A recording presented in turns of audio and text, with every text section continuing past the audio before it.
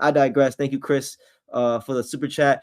Let me get into it, man. Let me get into it because we got some things to say. Shout out to all 75 of you guys rocking with your boy BT, running to the untouchable True School Sports Empire. All right, so look, I gotta get this off.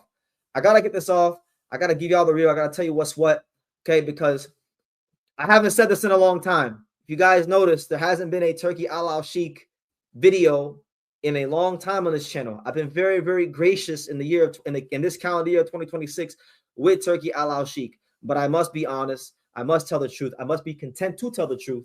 And that is this. Turki Alalshikh, he's been ruining boxing for 3 years.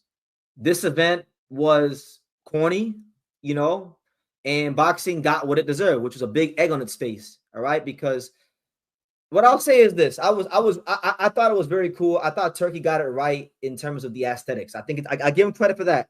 You put this fight in the desert with the pyramids, you knocked it out the park. But the fight that you had at the pyramids, it didn't match the aesthetics. It didn't match, you know, the stage that you set, right? Honestly, it did not.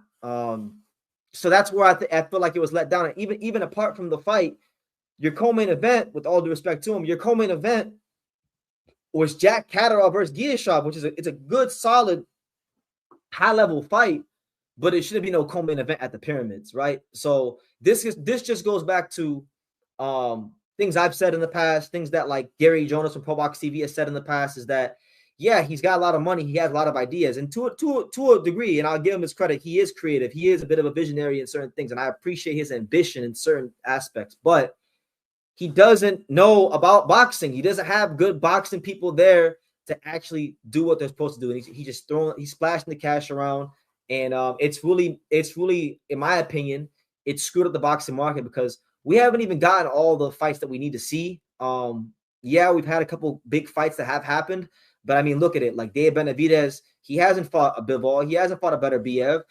We got 4 featherweight champions. As Turki Alalshikh said, hey, let's go do a featherweight tournament, because you know it wouldn't cost him anything to do, you know, Angelo Leo, Bruce Carrington, Rafael Espinoza, and Brandon Figueroa in a tournament. He has the money to do that. He ain't really done that. Jaya Pataya is supposed to be this great fighter that he loves. They gave Jaya Pataya and Chris Billings-Smith combined less than a $1 million budget to fight on the Eubank versus Ben undercard last year. And when you're talking about unification fights, $1 million combined for both fighters is not going to suffice. You know, you're going to need to up it for that. So Opataya, he's gotten paid to a degree. He's gotten paid really well, but his career hasn't even advanced the way it was supposed to with Turki Alalshikh. And that's just like, and those are just 3 of the examples I could give you of Turki, you know, not really ruining boxing, in my opinion, right? And I don't care what nobody has to say. That's been my stance for a long time. It's been a stance that I've been very quiet about this year because I feel like I've said it enough times. I don't need to say it that many more times. But you know, now that this happened, I'm saying it again. Turki Alalshikh is ruining boxing, and I'm gonna be a very happy man when and if the day comes when inevitably the Saudis pull their investment from boxing and all the American promoters actually have to promote the best fights to stay competitive in the marketplace. Because what's happened is, and I've said this many times, I've said fighters, it's good for the fighters, and shout out to the fighters that have benefited from this. You know, it's not all bad. Agit Kabayel has become a star, and he's been afforded a real career because Turki Alalshikh. So it hasn't been bad all across the board. But for the most part, I haven't liked it because, you know, fighters don't want to get in the ring now and fight unless Turki Alalshikh is involved. Fighters have a diluted sense of their own worth, right, in the sport and market value in the sport. So they're just relying on the Saudi money, and it's just not, it's not healthy for the sport long term. It's not. Fighters are not trying to eat what they kill anymore and be marketable and put themselves out there and you know, all that kind of stuff. So I just feel like everybody got what they deserved. Everybody that was involved with this event today, y'all all got what you deserved. And I won't harp too much on that. You know, I've said what I needed to say about Turki over the years and even just now. So yeah, Turki Alalshikh also exposed. So I'll leave it at that. Pivoting into the Usyk, my second talking point. My thing is this, and you know, a lot of people, Usyk didn't get criticism. Like, let's be real, because now you're in a way, who by the way, now Inoue is one of my favorite fighters. He's literally right there on the wall. I got him over there on the wall. He's one of my favorite fighters. He's a big part of this channel's history. But recently, because and when I say recently, I mean over the last 2.5 years. Over the last 2 years and some change, I've spoken out about the fact that I want to see him at featherweight. I feel like he's dragging his feet, and people have called me a hater for that, right? Which everybody's entitled to their own opinion. But you know, Inoue has stayed active. He's fought the highest ranked contenders, and he still shows that ambition to at least want to be great in some regards. Usyk, on the other hand, right, he got a pass for taking this fight. Nobody really got on him, and Inoue has been criticized for a lot less. Bivol, sometimes Bivol is getting criticized for fighting Michael Eifert, who's his mandatory and been the IBF mandatory for like 2 years and some change. You know, I see fighters all across the sport who didn't pull this kind of shit, and they get criticized for fighting top contenders, other champions, things like that. So I just think Usyk didn't really get that criticism he should have got. And I spoke about it a little bit in the last live. My thing is this, and I hate saying these kind of things because at the end of the day, who am I? I'm just a guy with a YouTube channel. Ultimately, I'm not delusional in the grand scheme of things. I have a small voice in the YouTube box community. I have somewhat of a voice in the YouTube box community, but like Oleksandr Usyk is a Hall of Famer. He's all these things. So I don't like telling guys what they should and shouldn't do because I didn't tell Usyk when to start boxing. So how can I tell him when to stop boxing, right? However, let's call a spade a spade. He's 38 years old.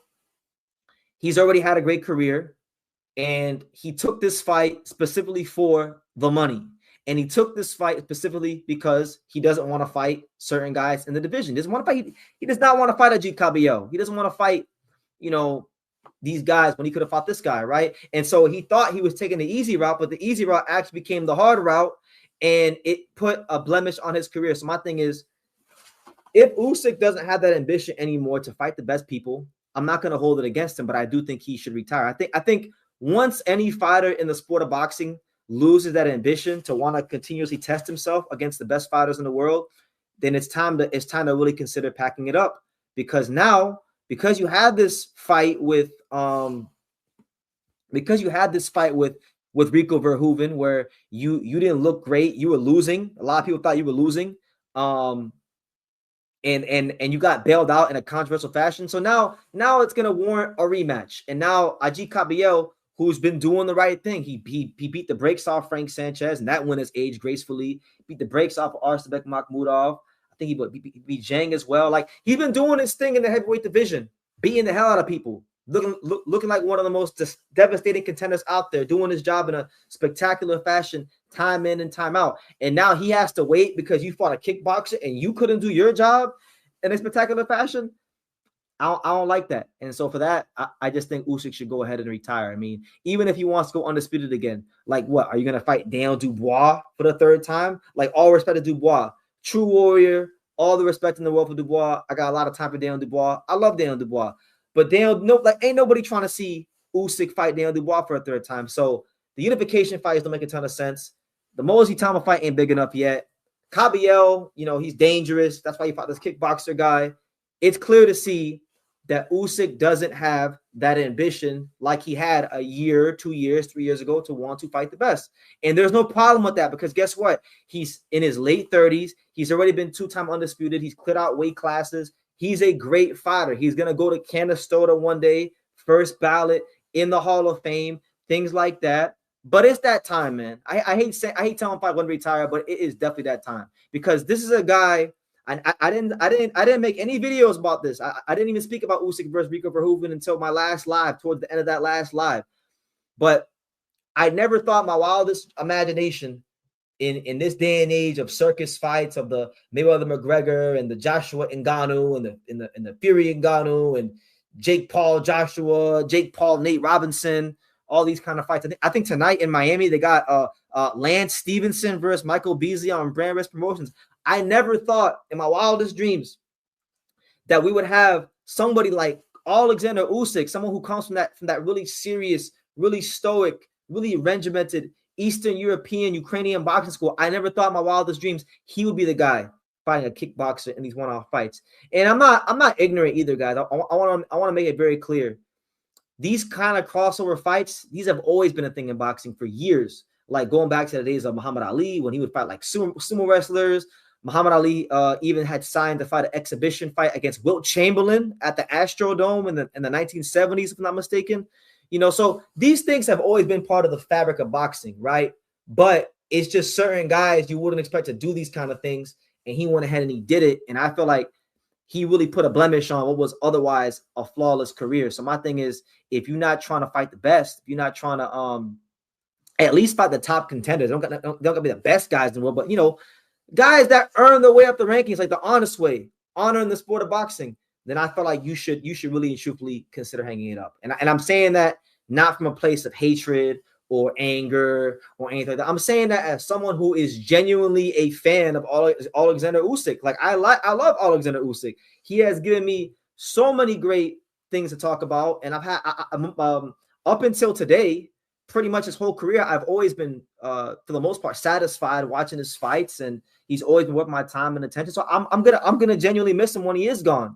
But I don't think that his heart is in it anymore the way it used to be. And that's okay, because as we get older, things in life change. Your goals change. I can tell y'all right now, covering boxing on YouTube, my goals in boxing and my own personal goals in my life are not the same now at 31 years old as they were when I was 21 years old.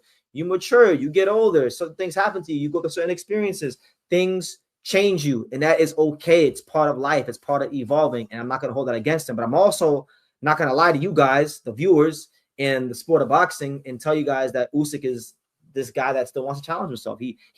He's proved what he's needed to prove at cruiserweight, at heavyweight, gold medalist, all that stuff. It's okay if you bow out gracefully. And I'll just go ahead and I'll leave it